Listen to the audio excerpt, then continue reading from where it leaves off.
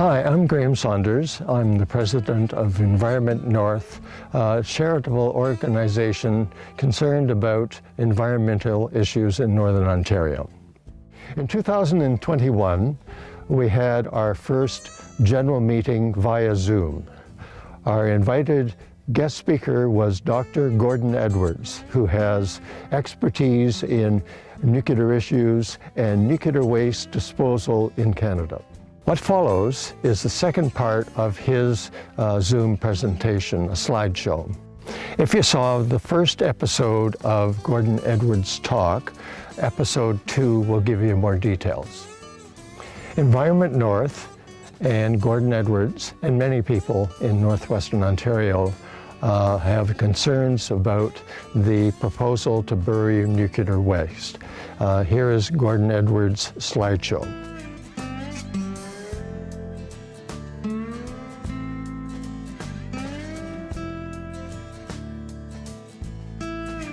First of all, a Cando fuel bundle is only weakly radioactive when it goes into the reactor, but when it comes out of the reactor, it is millions of times more radioactive and would kill any human being that was within a meter that was unshielded as it comes straight out of the reactor.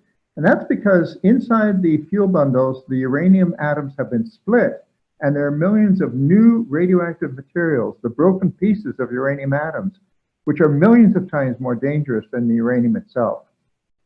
Now, here we have the face of a Cando reactor. This is where the fuel bundles are inserted into the so-called fuel channels. And if this man was standing there after the reactor had operated for even a brief period of time, he would be getting a lethal dose of radiation from the blast of gamma radiation given off by the radioactive waste that is produced in the reactor.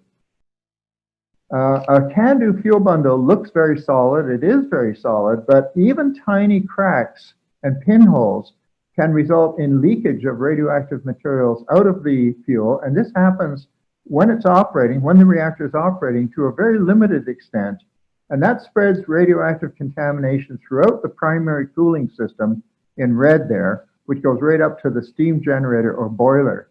So all those pipes and tubes, and especially the reactor core itself, the reactor core is where all the radioactive materials are created, but they spread through the primary cooling system, and so we even get the steam generators become radioactive waste. All the steel and concrete that is produced in that part of the reactor can never be recycled. It has to be all treated as radioactive waste also. The fuel itself is so radioactive that it has to be cooled. It generates heat because of the radioactivity. It is a form of energy after all. And consequently, it has to be cooled for at least 10 years before it can be moved into dry storage. It's not that the fuel is actually so very hot. It's because it generates heat. And when it generates heat, if you don't take that heat away as fast as it's being produced, then the temperature will climb and it goes up and up and up. And in the core of the reactor, if you don't have any cooling at all, even if the reactor is completely shut down, the heat from the radioactivity is enough to melt the fuel at about 2,300 degrees Celsius. When they do put the fuel into dry storage, they do this underwater. And this is a Pickering dry storage cask cutaway. And the cask itself weighs 6 times more than the fuel inside the cask. That's an amazing thing. And the reason why is because they want to shield people from the outside from the gamma radiation and from the neutron radiation that's given off by the fuel. At the very top of the container, you notice there's a seal. It's called a safeguard seal. That's put there by the International Atomic Energy Agency to ensure that there is no theft of plutonium, because there's enough plutonium in one of those containers to build about 6 to 7 atomic bombs, about 40 kilograms of plutonium inside one container like that.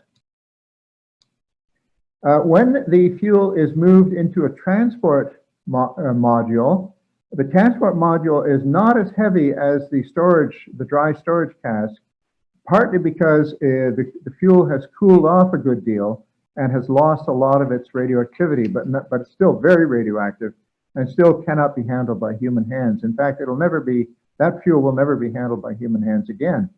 And so it travels out across the roads, and they have a bed in the cab of these trucks so that a second driver can sleep for the long hauls, and they don't have to stop the truck. The reason they do that is because gamma radiation and neutron radiation is being given off in small amounts all the time.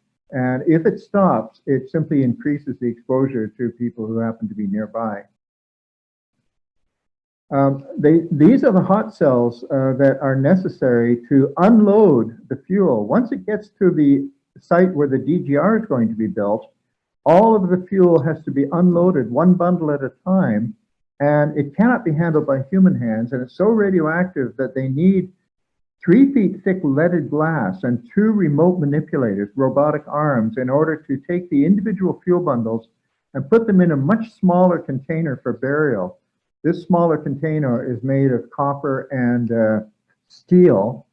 Any damage to the fuel sheath, which is the coating of the fuel, will allow gases and dust and vapors to escape into the immediate environment, which hopefully would be contained inside the hot cells, which themselves become very radioactive as a result of that.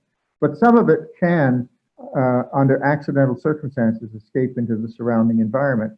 So it's a dangerous operation. It's something that people have to be aware of. Now, radioactivity itself is due to the fact that the atoms that are created this way are unstable.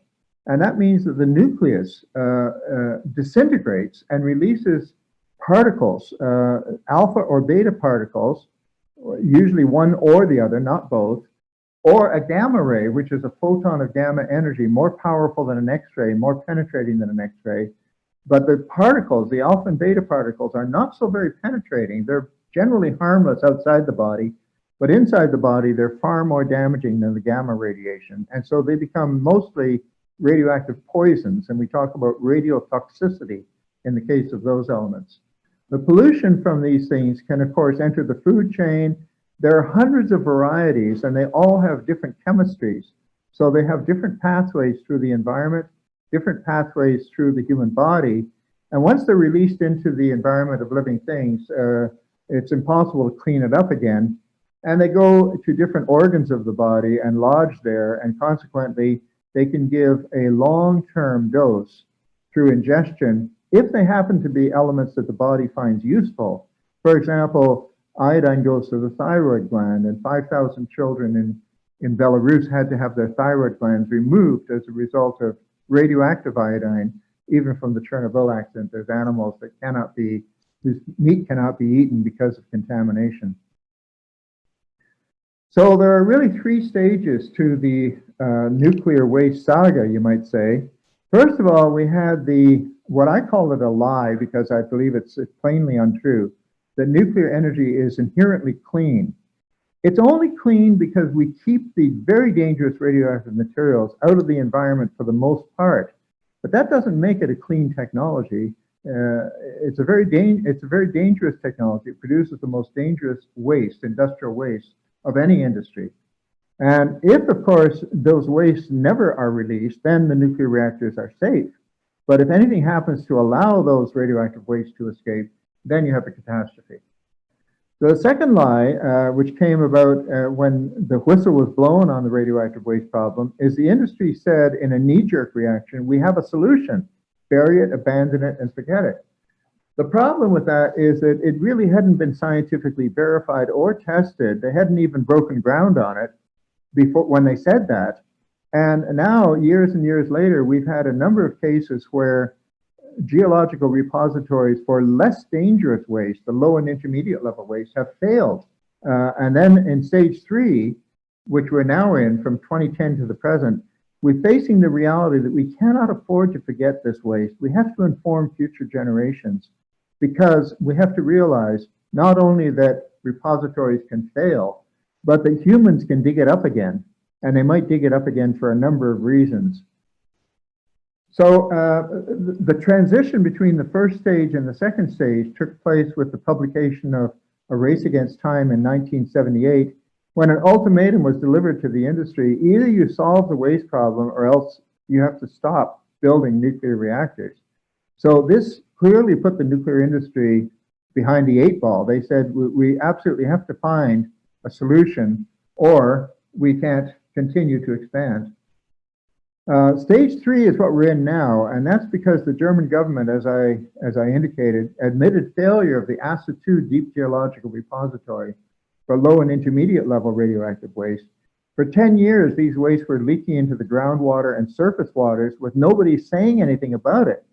And now they have finally admitted that it's a complete failure, and they're spending the equivalent of $5.4 billion Canadian to remove the waste from the repository, to go back down there and take the waste out of the repository.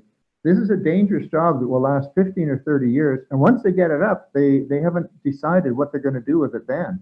So the lesson here is that geological repositories can fail. And in the United States, the only geological repository for nuclear waste in Carlsbad, New Mexico, had an unnerving accident a few years ago that cost $2 billion to fix up. So now when they talk about geological disposal, something they didn't do before, they talk about the retrievability of the emplaced waste, because they have to realize that retrievability does become a vital consideration. How do we tell future generations about the radioactive legacy we're leaving them? How do we safeguard the plutonium in the fuel from bomb makers and profiteers for thousands of years? Telling future generations is difficult, made difficult by the fact that the waste is so long-lived. We're talking about hundreds of thousands, millions of years. And what kind of markers can we leave, or testimonials can we leave that will last that long? Also, what languages are future generations going to be speaking? Will they even understand what we're saying to them? How do we communicate with them? The Royal Commission report I mentioned from A Race Against Time, it shows the toxicity, that is the poison nature of these radioactive wastes in terms of food consumption, or drinking it, or breathing it, or inhaling it, or eating it in food over a 10 million year period. And it's dealing, this graph is only dealing with 1 year's waste from one Cando reactor. And in the first year after it's discharged from the reactor, it would contaminate the entire volume of Lake Superior. That's 1 year's worth of one Cando reactor fuel. So this is why we have to be so very careful with these wastes. We can't afford to take any chances with them. Now, abandonment of nuclear waste basically means that we eventually we lead to amnesia. We lead to a situation where we no longer even want to remember what we did with it. We'd rather forget it so that we don't attempt future people to go and dig it up again. Now, why would they want to dig it up? Well, there is the plutonium. The plutonium is a valuable commodity. It can be regarded as quite valuable, especially if they regard it for nuclear weapons, or even as a fuel. It's equivalent to a large amount of oil in terms of energy. Rolling stewardship is a concept that came out of the US National Academy of Sciences when they were talking about other indestructible waste, such as heavy metals. They said that, we really should think about an intergenerational stewardship program whereby the information is passed on to the next generation, and each generation successively has to make sure that the packaging is intact, that the packaging is improved, and things are repackaged as necessary. And the main thing being that since we cannot destroy these things, our job is simply to keep it out of the environment of living things. Now, safeguarding plutonium is a particularly troublesome thing. Plutonium is created inside a nuclear reactor by the impingement of a neutron on a uranium-238 atom. That's where plutonium is created. And that uranium-238 atom is transformed into a plutonium-239 atom. And so the plutonium is created, and other transuranic actinides are produced in a similar way. This is how much plutonium you need to destroy a city. This glass paperweight was made to be the exact size of the plutonium ball that was used as a nuclear explosive in the Nagasaki bomb. And if you look at how many bombs worth of plutonium there are in Cando used fuel, if we only look at the 50,000 tons that we had a few years ago, we're now up to almost 60,000 tons, and it's going to approximately double before you close the repository, which can be used at any time in the future by any regime in the future to make atomic bombs. The trouble with reusing the plutonium is that you're making it more available. You're making it more available to commerce, and you're making it more available to transportation, and you're making it more available, therefore, to criminals and also even to terrorists. Right now, it's impossible for somebody to take a Cando fuel bundle and build a bomb with it. The reason is because the fuel bundle is so radioactive that it will kill you in 20 seconds if it comes right out of the reactor. A few years later, it'll take a longer time to give you a lethal dose, but it's also highly detectable and much too high in exposure for a human being to handle it. When you build a reprocessing plant to separate the plutonium, you remove that firewall. And so the plutonium that is now accessible to be used as fuel for a reactor can equally well be used as a bomb, as an explosive in a bomb. And this is the fundamental problem with accessing that plutonium as a future fuel. Here in Canada, they're now planning to do this in New Brunswick, but really such a move should require a massive public debate and certainly a massive discussion in Parliament and an inquiry into the pros and cons. It should not be undertaken lightly. We're asking for a regulator, unlike the present regulator, the CNSC. We need one that is independent of the nuclear industry and independent of the Natural Resources Ministry that is promoting nuclear power. Right now, the CNSC reports to the same minister that is promoting small modular reactors and other nuclear expansions. We need an independent waste management and decommissioning agency, unlike the Nuclear Waste Management Organization, which is an industry organization. We need one that is solely dedicated to the health and safety of Canadians and the protection of the environment. And also, NWMO cannot be in charge of Canada's radioactive waste strategy, which is what the Ministry of Natural Resources has given power to the NWMO to actually develop Canada's radioactive waste strategy. We object to that. We think it can't be done by the industry. The industry can be a player, but they're only one of the voices that should be heard. They should not be in charge.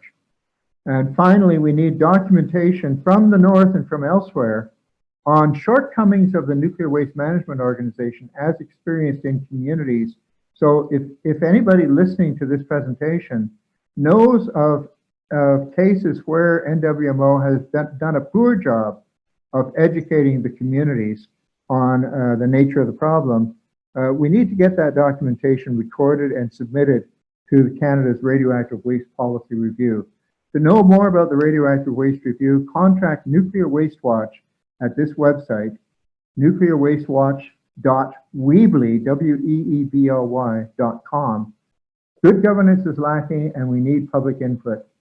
Thank you very much for your patience in listening to all this. I've reached the end. Thank you. I hope you have found this presentation informative.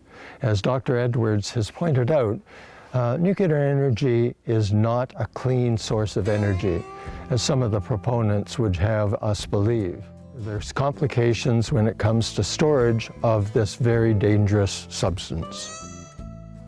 We will be making more videos that cover other aspects of transportation and brewing of nuclear waste in our Northwest region. You can also learn more about these issues by visiting our website, environmentnorth.ca, or recently formed coalition Nuclear Free North. Remain tuned for more to come, and thank you for your interest.